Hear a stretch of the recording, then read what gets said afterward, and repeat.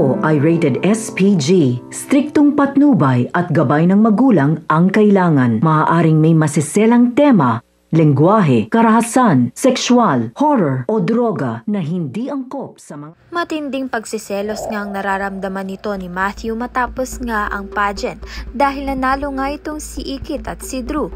At dahil dito ay mas nagiging close na nga itong si Drew at si Ikit.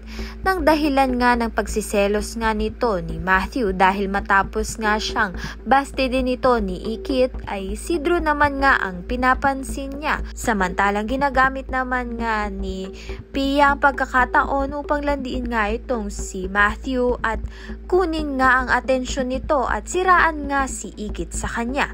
Sa kabilang banda naman nga sa pamamagitan ng video chat ay makikilala nga ni Mayumi ang ninong nga nito ni Ikit na matalik na kaibigan nga noon nito ni Gani.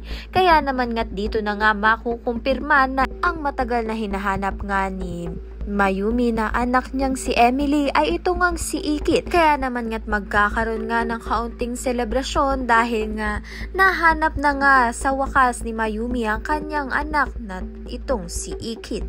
Kaya naman nga tayan at iba pa ang dapat nating pakaabangan. Maraming salamat sa iyong panonood.